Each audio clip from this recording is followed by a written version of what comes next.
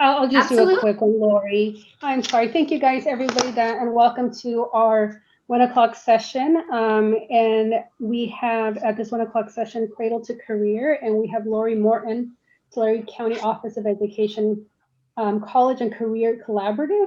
So she joined Tulare County Office of Education as a Career Pathways Engagement Manager in the College and Career Readiness Division, and she serves on the anchor team of the Tulare Kings College and Career Collaborative as a partnership network of K to 12 post-secondary and workforce organizations.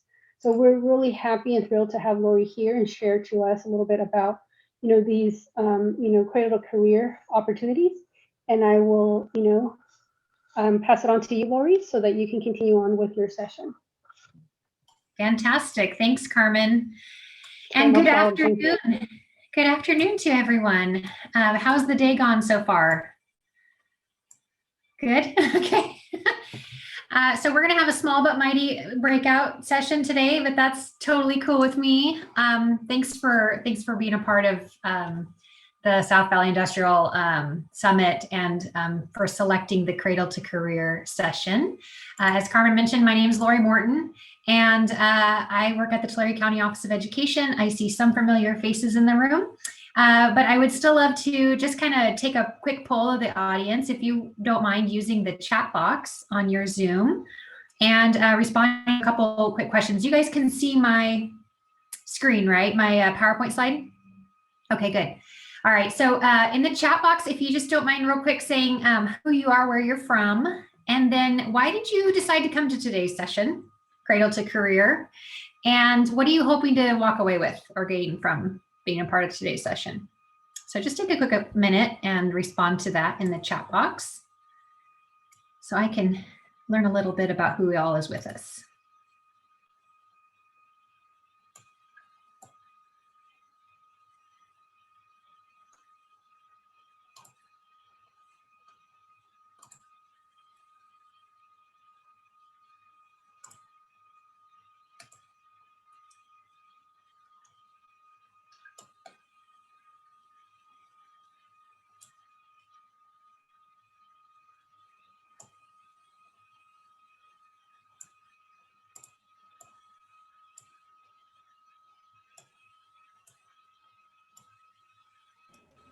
I'm loving that we have students in. That's very cool.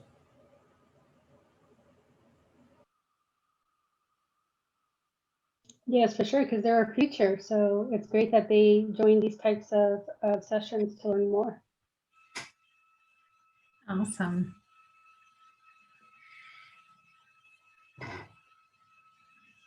Okay, great. So I'm seeing some great responses. We've got a work-based learning coordinator. We have a regional director of industry engagement. We have, of course, some industry folks in the room, Hellwig and California Dairies. Awesome. And we have our college partner there, West Hills Lemoore.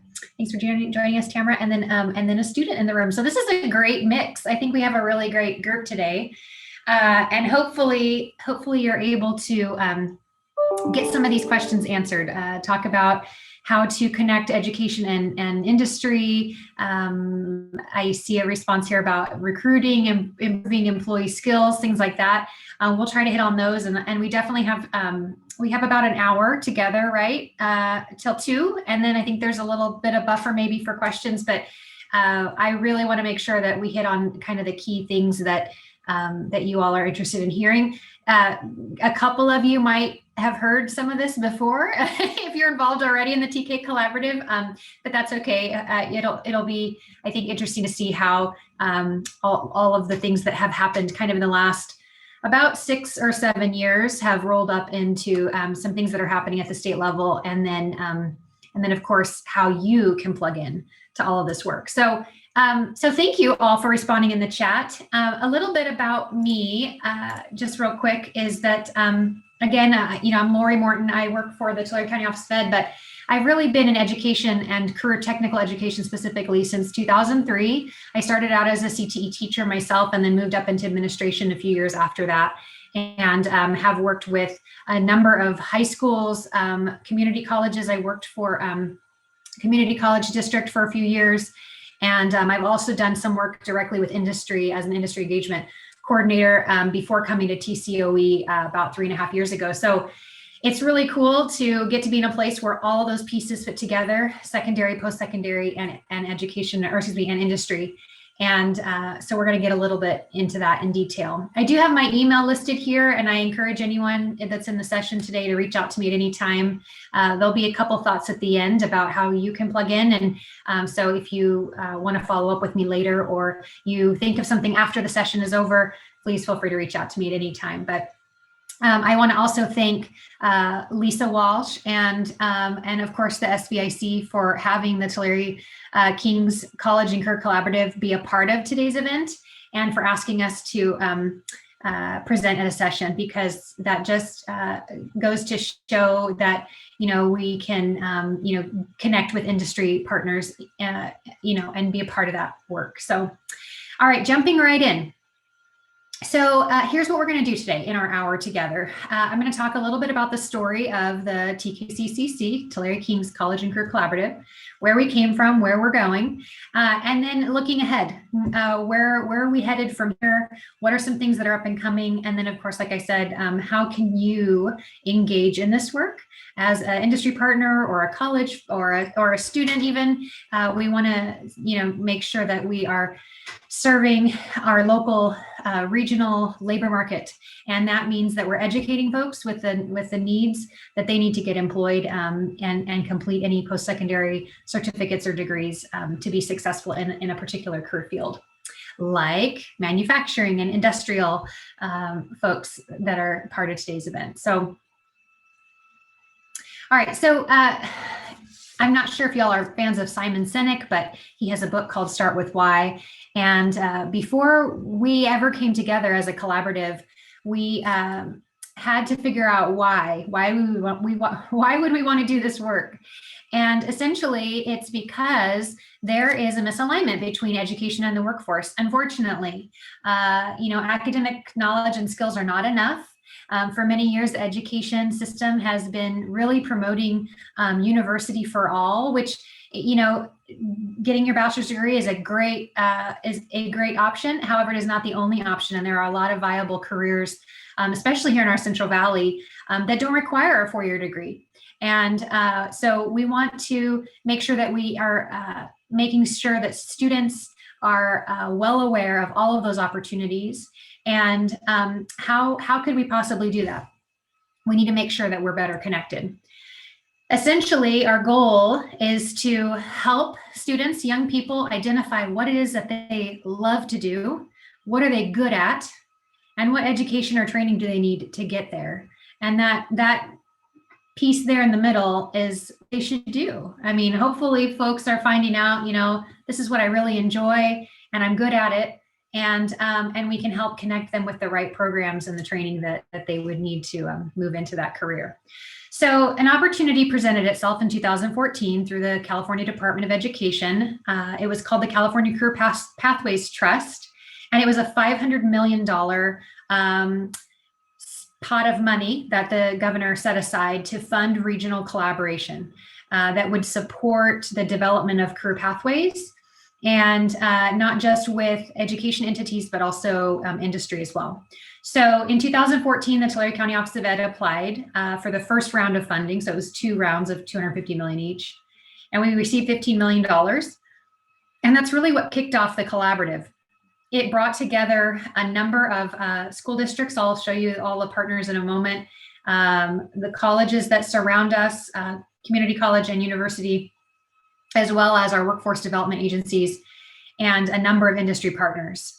And much work was done to really build and infuse some much needed support and enhancement into the career technical education pathways, and most specifically linked learning academies. At that time, we really focused on linked learning academies. And so we were actually called the TK Linked Learning Consortium at the time. And linked learning academies, just a little bit of context on that, is where there's, of course, a CTE pathway that's strong, but also there's a lot of academic alignment. So the math and the English teacher work with the CTE instructor, let's just say, and they really design curriculum that's really integrated very well, along with some student supports and work-based learning opportunities, so the students get really a high level experience.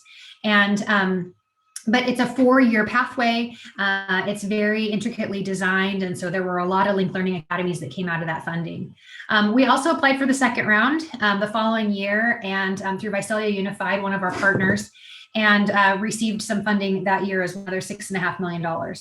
And that really kicked off this linked learning consortium and this regional partnership, something that hadn't really existed to this level before. And some of the things that we decided that we wanted to do together as partners, and we brought all these leaders together, was that we really wanted to make sure that we were bringing together high school, adult ed, our colleges, and our workforce regularly and in a structured and meaningful way. We figured we needed to probably talk about regional definitions, about, data, and what is a pathway, and that could mean many different things to many different people. We also needed to support cross-sector leadership. So again, not just K-12 to college, but also education to industry. And we also needed to really focus on relationships instead of transactions. It's not a checklist, but really more about, like I said, a meaningful relationship that would sustain beyond that particular grant funding source. And, as they many times do, the Career Pathways grant recipients, in most cases, after the funding went away, so did the partnership. And the TK Collaborative was one of only 2 in the state of California of all of the folks that were funded. And I can't remember how many now were awarded, but 15 million was the max. So if you took 250 and divided it by 15, you'd know how many were possible, but not everybody got that much. But just TK and the Orange County Regional Consortium were the only 2 that were actually able to sustain their partnership beyond that funding source. And so I want to share a few things that we were able to do that helped us to keep this work going, and what has been able to come of that. So in about 2018, we transitioned from a grant-funded consortium to an intersegmental partnership collaborative.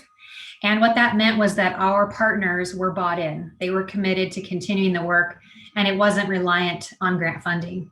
So we transitioned into this college and career collaborative. We expanded beyond learning academies, and we were now including all career technical education programs and other college and career readiness strategies into our work.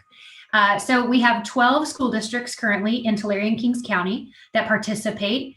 These are all districts that have high schools, as well as both county offices of education, Tulare and Kings. We have 4 surrounding community colleges. That includes COS, West Hills Lemoore, Reedley College, and Porterville College.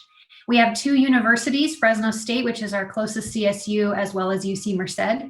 And then we also have our 2 county workforce development boards that participate regularly among a number of industry partners. And our WIBs are huge, vital partners to this work because they are most closely connected to the labor market and what's going on in industry. And they really help contribute to building those connections. So our team specifically at TCOE, our College and Career Readiness Department, we get the honor and privilege of convening all of these partners. So we help with the structure and the administration of the steering council, which I'll talk about in just a minute, as well as our work groups and networks. We provide leadership to the partnership, and we also work really closely with our districts, the high school CTE programs and pathways, along with site leaders and teachers, also district leaders, in developing their CTE programs and making sure that they're connected to post-secondary. And then, of course, we host a number of events for students, for teachers, also for leaders, and we include our workforce development folks as well into those. So it's a constant and steady stream of connection opportunities. Usually we do that in person. However, we've had to obviously adapt like everyone in these times of distance learning and quarantining. So we're doing what we can to continue to still offer opportunities to collaborate, even though we can't be together, much like SVIC did with the summit today. I'm glad you were able to still do it. So our website is tkccc.org. If you go there, you can find some more information about who we are. There's links to all of our partner websites. There's resources on there, and then a list of events and activities that we include. So our purpose is really to connect, like we said, from K-12 to post-secondary and into the workforce. Much like this title of the session about Cradle to Career, we're really kind of focusing on the closer to the end of that Cradle to Career spectrum, where it's really, as they're preparing.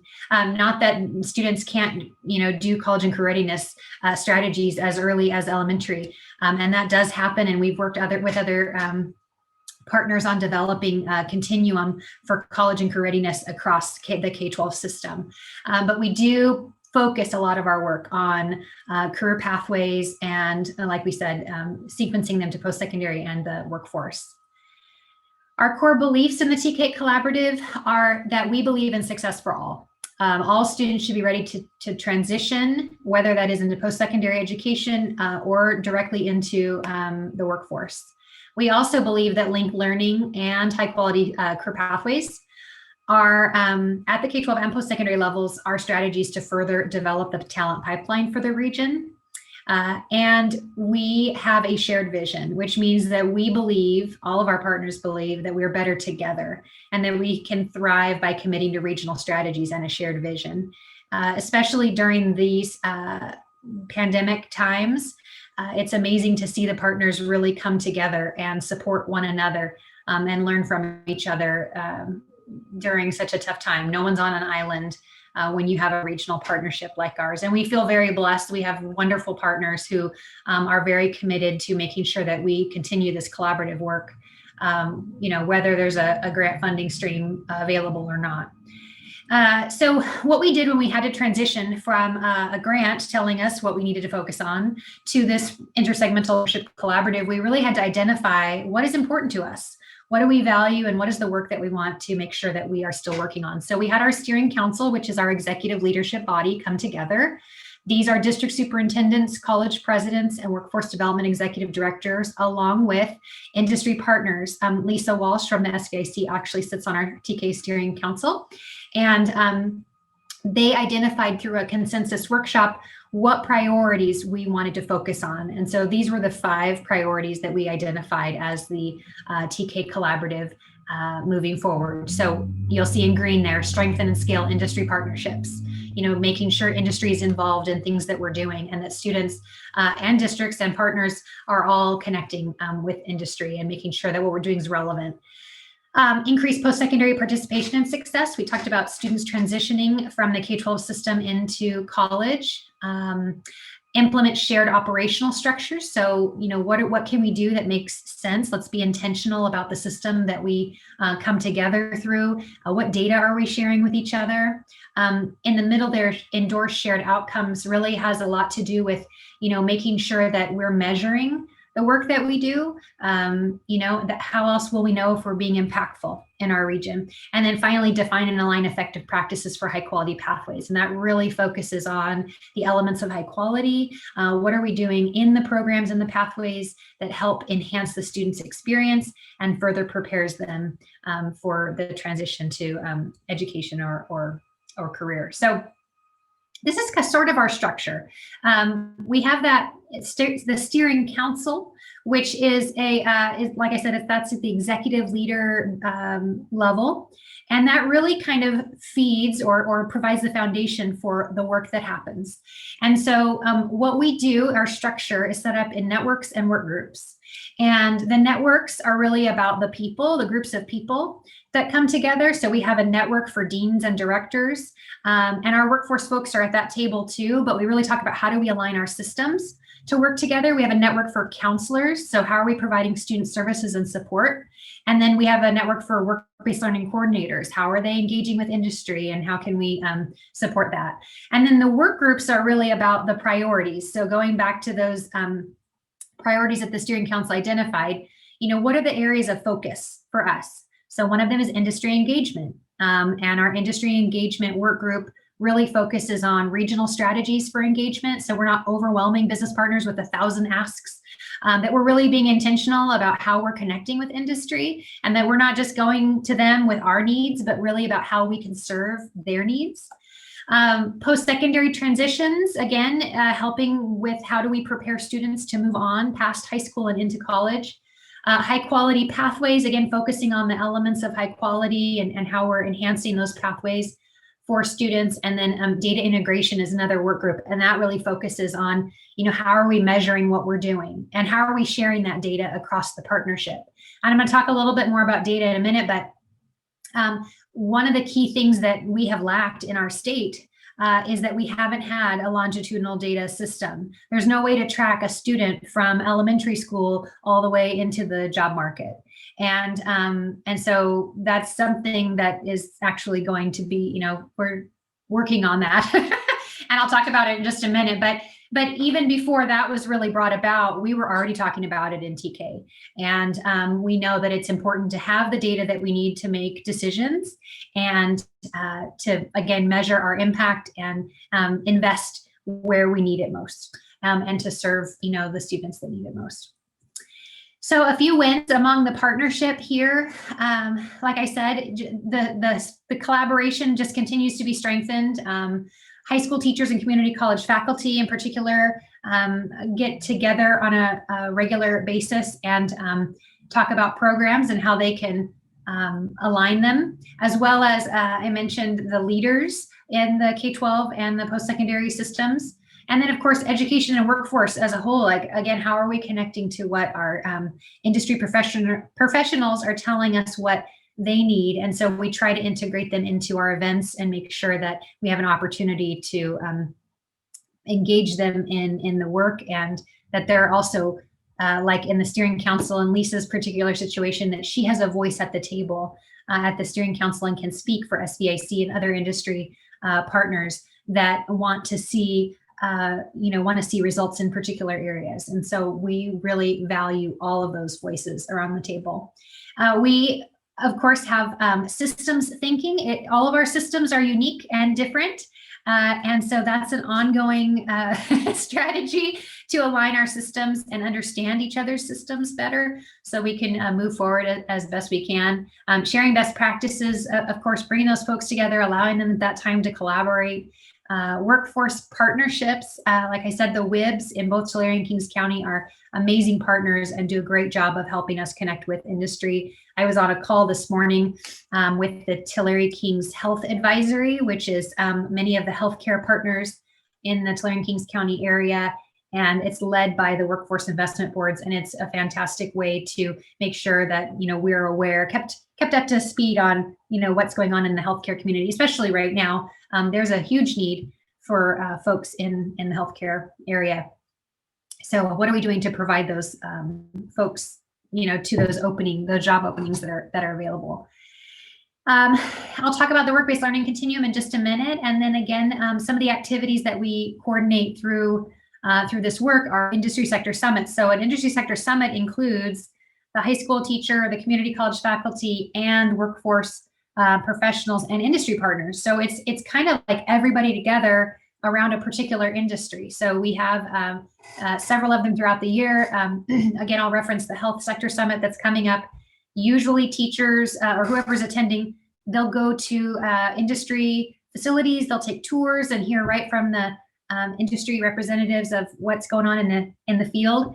And then they'll come all together and they'll talk about programs and how they can connect and some of the things that they want to do and work on that together. Again, we're adapting some of our events and activities because of the pandemic. And so it's looking a little different this year, but that's okay. We still want to make sure folks have an opportunity to connect. And so we're doing that as best we can and still trying to involve industry in that conversation.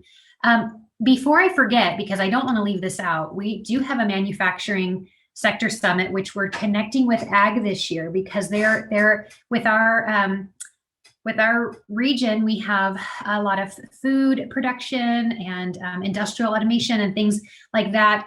We wanted to bring those folks together, and I believe the date is in February, and I'm going to look that up because I think that'll be one option for connecting, and I didn't put it on the slide, but I'm thinking February 23rd. It's a Tuesday. So we'll be working on the agenda for that in the coming, well, probably the next month or so, so that we're ready to go on that. And then Innovators by Design is another event that really focuses a lot on work-based learning and industry engagement, and how partners are working with schools and colleges and doing a variety of different activities. So that's another event, usually hosted through the Workforce Investment Board of Tulare County. So just a few wins there. And then, of course, I mentioned aligning systems, trying to connect the high schools and the community colleges and the universities really all together, engaging faculty in these conversations, and looking at how we're aligning even student services through our counselor network, and looking at the data that we could share across systems to inform the work that we're doing. So I wanted to point out a few of the key lessons that we've learned along the way, because regional collaboration like this at this level with this scale and this number of partners is rare, and it takes ongoing commitment from all of the partners to learn together and really succeed together.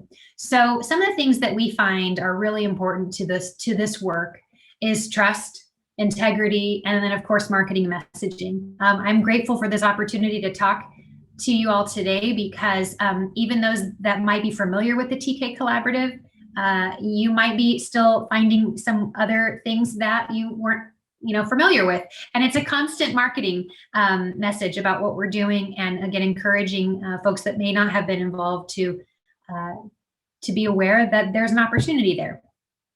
And again, those relationships are so critical. So also, we had to build an intersegmental team. It's not just about education, or it's not just about K-12. It's really about all of the champions from across each system, and make the partnership a regional priority. We created a purposeful and thoughtful network design with intentional horizontal and vertical collaboration. So what that means is, again, that structure of networks and work groups. It's really about the people and their roles, but it's also about the work that we want to accomplish, again, all throughout the system. So it's really horizontal and vertical, so that there are multiple touch points in each system. We have counselors involved, we have teachers involved, we have leaders involved, we have, we have industry involved. So that really helps provide some sustainability and the ongoing working knowledge of the stuff that we're trying to accomplish. Convene partners for consensus workshops that establish and define regional priorities that drive the ongoing collective impact. So again, identifying what those priorities are and continuing to make sure that our work aligns with those priorities. If we decided to just chase any grant opportunity that came up because there was funding available, then we would have what they call mission creep, right? Like you're just fitting into whatever. But what we really want to do is we want to have this shared vision, and if there's something that doesn't fit in or doesn't align with those priorities that we feel as this intersegmental partnership that we don't feel is important, then we shouldn't go chasing that. We need to make sure that we're focused on the work so that we can actually make progress and be impactful. And then finally, setting regional metrics to measure priorities and impact. So we do have 6 regional metrics as a TK collaborative that we've established. There are things happening at the regional and state level that are also surfacing with regards to metrics. And so it's interesting to see how the metrics that we sort of designed as a regional collaborative are kind of fitting in and aligning with some things that are happening on a larger scale. So the work continues. We have been successful in several other grant funding opportunities. One of them called the K-12 Star Workforce Program. We've received 2 rounds of funding in that grant. We also have a Career Technical Education Incentive Grant consortium through the TK Collaborative that we host. which is for K-12 high school CTE funding. But some of the things that we're doing, I just wanted to share with you, this is just the K-12 Strong Force 1 work plan. But again, trying to connect to those priorities that we identified and that we find are important. Things like work-based learning opportunities, engaging with industry, bringing folks together, offering industry certifications through pathways. And so, these are things that we want to make sure that, again, when we find an opportunity, that it's aligned with those priorities and that we're making that work for us. So I just wanted to highlight a couple of these strategies because I feel like they might be relevant for the industry folks in the room today. One of them is work-based learning. And so we want to enhance work-based learning opportunities for students. Work-based learning is basically any exposure they have to industry or the real world. So it could be a guest speaker in their classroom. It could be an internship. It could be a tour. So we host several student events through our collaborative. Manufacturing Day is one that the SVIC has been involved in before. And thank you to those of you that have hosted tours and been a part of that, which is great. Apprenticeship really focuses on the construction trades. And then we have one for education, one for health.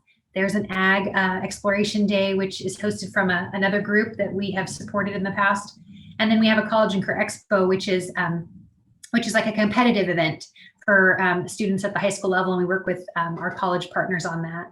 And then, of course, there's a number of other skills competitions that happen throughout the region. And so, again, trying to enhance work-based learning opportunities. This is the work-based learning continuum that was developed through the TK Collaborative, building from like an awareness, like a guest speaker or having them watch a video or something, to all the way to like an internship and with other activities in between, like it could be informational interviews or job shadows, but anywhere on that spectrum where it exposes students to those real life, this is what the job looks like, this is what you do on a daily basis, this is what would be expected. These are the types of jobs that are available. Here's the sort of training that you might need to go get that job, those types of things. Those are all integrated into work-based learning. Another strategy I wanted to highlight was the industry certifications.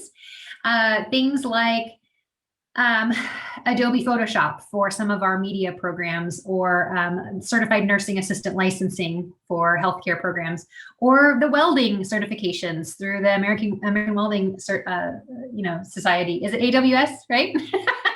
And so there's a number of industry recognized credentials or certificates that students can take either at the high school or post-secondary level that, adds to their resume and helps further prepare them to get hired in a particular job. So that's one of the key things we're working on, as well as, again, connecting industry and education through industry sector summit events, talking about curriculum and how are we making sure that, what we're teaching students is really relevant to the needs of what's happening in industry, and that we're helping prepare them for the jobs that are open and available and in high demand right now in our region. So those are some things that we talk about there. Okay, so that's kind of what's happening in TKCCC, a little bit of history on that. I'm going to pause for just a second. Does anybody have any questions on TKCCC? Lori, I have one. You talked about sharing data across sectors and across groups. What sort of data are you talking about? So we have 6 metrics in the TK Collaborative. One of them is like how many students complete a CTE pathway, and at the high school level, like before they graduate. One of them is how many students in their first year of college complete. We used to be called transfer level English, but now there's no transfer. Everybody's in the same English.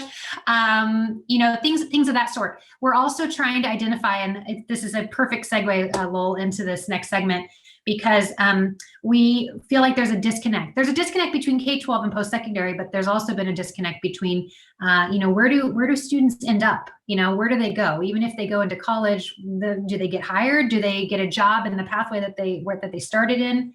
And so that's really part of this Cradle to Career initiative that Governor Newsom started talking about, really even before he became governor, that this was a priority for him. And so the state level, and we know, the education system in California is heavily, governed by legislation and of course the funding, right, that's allocated to the work that we get to do. So so Governor Newsom outlined a plan for Cradle to Career in California. And I want to say that most other states have something similar to this, but there's one integral part that's coming out of it. And before I jump into that, these were some of the highlights of the plan, things like making sure that students are ready to enter, kindergarten, and that they have, they're able to read by the 3rd grade, and that, there's connection to real world learning. And then you get into higher education and it talks about better alignment and data transparency and accountability. And then workforce, I bolded that. They invest, they want to invest in regional workforce partnerships. And I really do believe that this was the basis for the K-12 Strong Workforce Funding, because so much of what's said here really ties, I think, directly to that grant funding that has been available the last couple of years to support regional partnerships and intersegmental collaboration. So one of the things that's coming out of this Cradle to Career plan in the state is that they're developing a longitudinal data system that would align education and workforce data across all the segments across the state. And not just in K-12 and higher education, but like I said, workforce, as well as health and human services and early childhood education. And what they're really trying to do is collect the data over time. Of course, it will take time. They're in the process of developing this data system. As a matter of fact, I will share that one of the leaders from West Ed, who's been hired by the state to kind of start developing this system, was recently at a meeting with our TK Collaborative leaders. And the reason they came to us is because they had heard that the TK Collaborative had intersegmental collaboration already happening, and that there were things like this that were priorities for us and that we were trying to move forward already. And so they wanted to kind of come and learn from us. And have us give our input and thoughts on this overall statewide system, which I think is pretty cool. That they're coming to, Tulare and Kings County to get some advice or some thoughts. And so we were happy to share with them. And so essentially what they're trying to do is be able to collect data that helps us identify, where there are gaps, what's happening with students as they progress through the system, where do they drop off? And then the ones that do, persist and succeed, do they end up in a relevant career, or, where are they going? And so the last, probably I want to say 5 or so years, the community college system has really advanced their work in regional collaboration across the colleges. The community colleges, they have had their strong workforce program, which has also developed a data system called Launchboard, which helps to connect some of the workforce data with the community college system, but it's still like one piece of the overall puzzle. So there's another piece that we've been also involved in at the TK Collaborative called there's the core system, and there's the California Colleges Guidance Initiative, CCGI, we call it. And essentially it's a system that high schools can use to track, progress of students throughout high school, make sure that they're, qualified to enroll and sign up for college.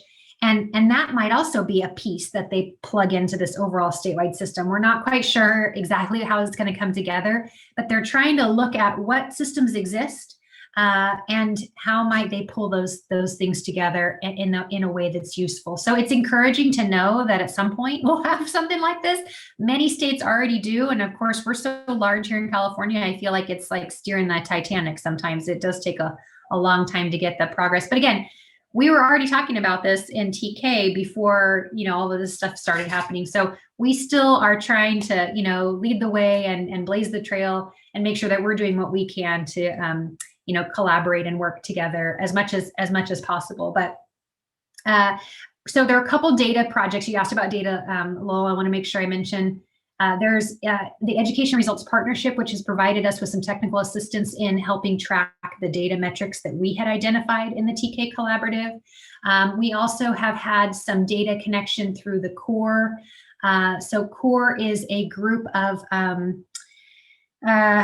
it's education entities that are part of this core data system, essentially, and it helps track student progress. Again, that's kind of just the K-12 system, though, piece. And then there's CalPass Plus that has also done some linkages to from high school to college. I think CalPass flows into Launchboard. Anyways, there's all these pieces, but they don't exactly fit together. And so I think there's been a good effort, but now the state is really trying to figure out how do we make these things work together or talk to each other, and how do we use the data that's being collected and identified? What do we need to know in order to make things move forward? So this was just kind of a flyer that they had on their website, and so I plugged it in here. But identifying roadblocks, like I said, and really track state progress toward goals. And I think if we were able to have a system, and it's almost shocking to know we haven't in California, but there's been parts and pieces, but there hasn't really been a way to, again, see what happens throughout an entire person's path. And so some folks are opposed to this. They think it's a little creepy, Big Brother-ish, that the state's going to know what you're doing and where you're going. But really, I think it's about getting the data that we need to operate our systems most effectively. So, all right, so lots of information. You might be wondering, okay, how do I connect with this? Where do I come in? And so what I was going to do was put us into breakout rooms, but we are such a small group that we might just be able to have a conversation together, all together. So if you all are willing to unmute and we can just kind of chat for a moment, then I'd like to open it up to have a conversation around, maybe what ways you already connect, and then what you think we might do to strengthen the connection with industry and education. I mean, we're doing some great things, but perhaps you have some ideas or some other strategies, things that we should probably, start focusing on. So these are the two questions at hand, and just go ahead and unmute yourself and chime in. We'd love to hear from you. Hey, Lori, a few years ago, we got involved with the state apprenticeship program. Tamara may know what I'm talking about, through the Department of Industrial Standards. And we went to local schools, including high schools and colleges, and formed a partnership with COS particular, because you have to identify a local education partner. Okay. And we have had 3 or 4 people in our apprenticeship program ever since. And that one's pretty good. I don't know if you guys are involved in that or know about it. I know West Hills at one time was involved in that, not with us, but with other people. So that's a good program. And what's the apprenticeship called? It's simply a state registered apprenticeship. It's through the Department of Industrial Standards, and they have an apprenticeship team there. And it can be a really good program. Unfortunately, we haven't had a big need for it, but we have had 3 or 4 people go through it, and they end up getting a degree and working full time, and and that creates a lot of loyalty and well-trained people. So that's one thing that I know that we've done. So what's the position that they're in, that they go through, I guess? Well, we have 3 different tracks there. You can identify and you create the curriculum that meets those tracks. Ours is, we have one in maintenance, we have one in quality assurance, and we have one in management leadership. Okay. It's different. That's good stuff. You might want to look into that a little bit. Yeah, for sure. That's fantastic. Now, is that through, because you said you listed COS as your college institution there that you're connected to. Who did you work with at COS? Thad Russell, when he was there. Jorge also has pitched in a lot. These folks register with the state, and then the state picks up their tuition. So basically, it's a good way for someone who might not have a chance to go to college to actually get a degree and to get a career at the same time. It's hard work, but once you're through it, you've got a degree, you've got a good paying job and a career ahead of you. Yeah, that's awesome. That's fantastic. Okay.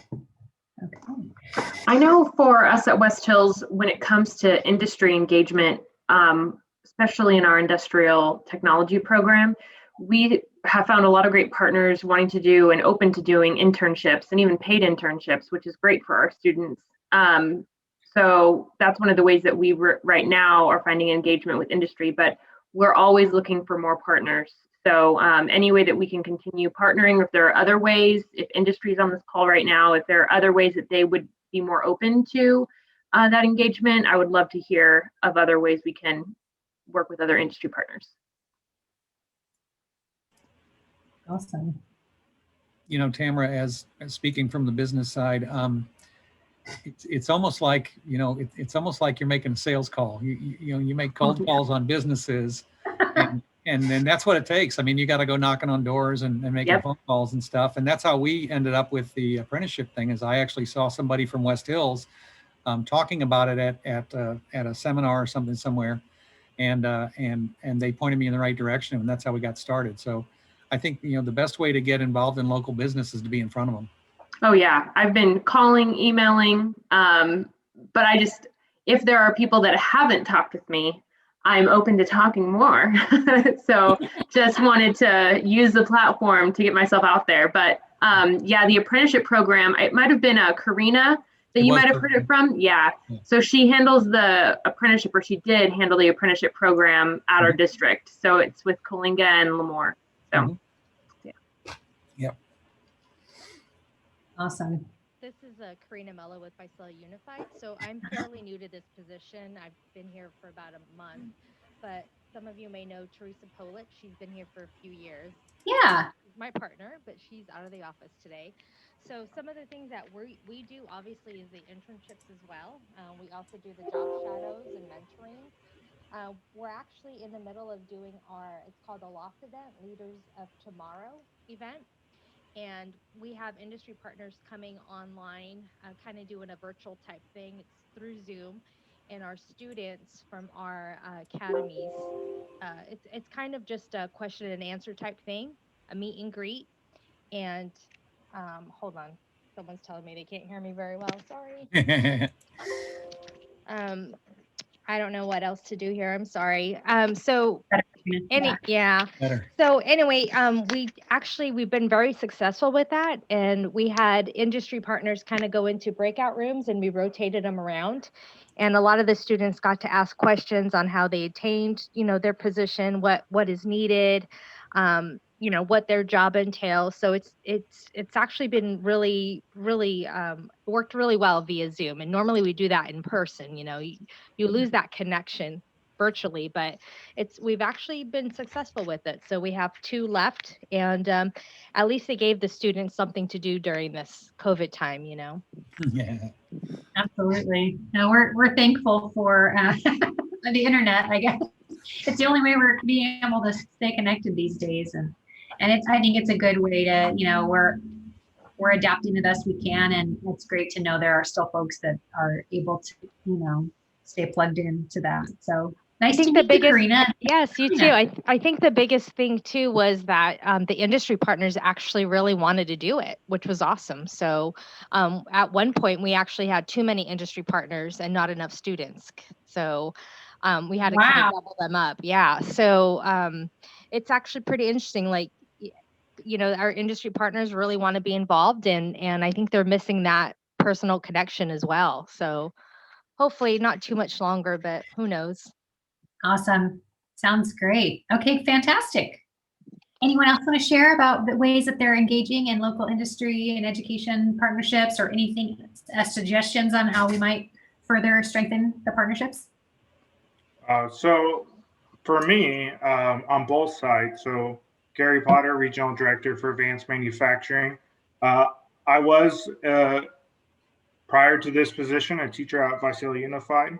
One of the biggest things that was beneficial and engaging for students as well as myself was Manufacturing Day.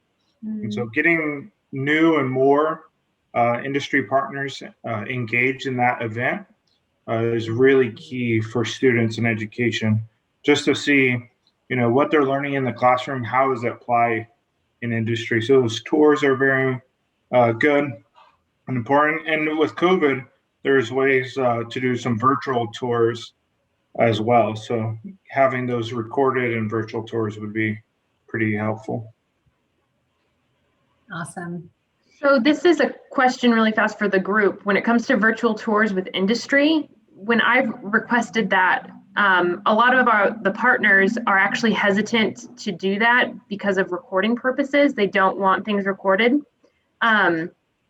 Is there any, I mean, I know we could still do the virtual event live, but my hesitancy is that not a lot of students would show up to that virtual event.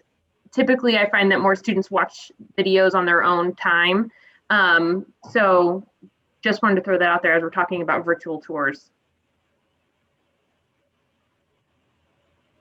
Yeah, there's some, so within the sector team throughout the state, there's some RDs that have done virtual tours. And so what they do is they do it two ways. So the regional director would go out to the business and they would record and ask specific questions.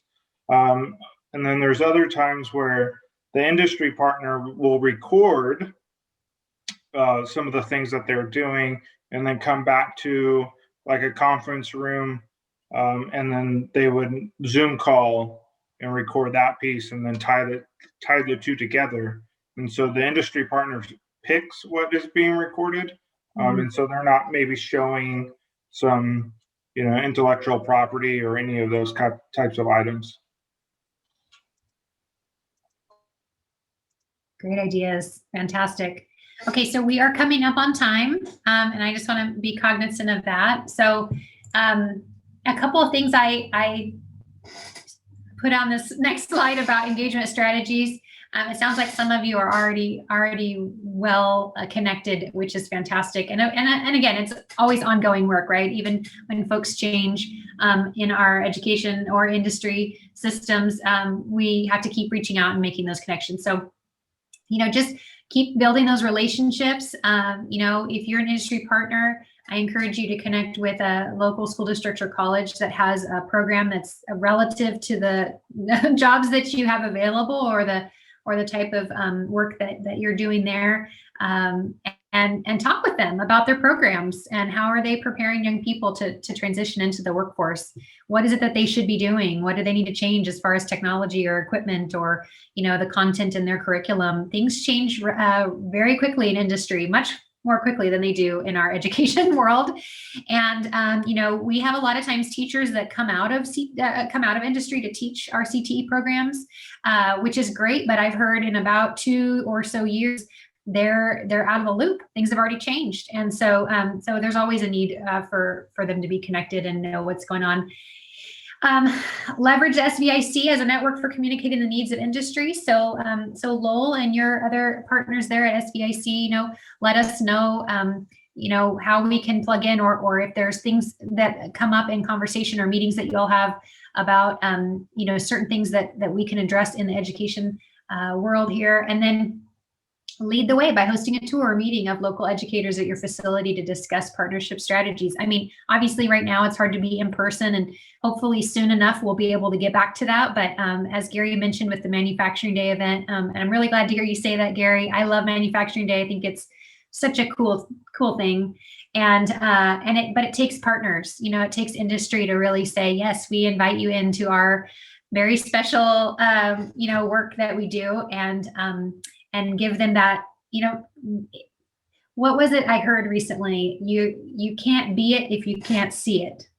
And so sometimes having that visual is really important, especially for young people who manufacturing could, be like speaking a different language unless they actually get an idea of what it, and manufacturing can be so many different things, really. I mean, and industrial, it could be so many different things in our Central Valley region. So, and then, of course, like I said, if you have questions, if you want information on career technical education programs in our TK region, let me know. We collect an annual database of all of the high school CT programs. We also have K-12 pathway coordinators that are connected to all of our community colleges locally, and I can help you connect with them and get information on certain programs and pathways and where to plug in and who to contact and that sort of thing. So we're here to help serve and help be the connector of dots.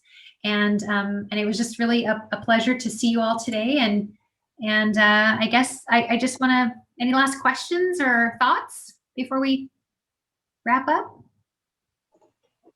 I added in the chat that I don't know if you saw it, but participating in the manufacturing. Oh, yes. summit, yeah, I would like if you could send some information on We'll that. put you on the planning team, Gary. You're Careful what you ask for. we'll sign you up. No problem.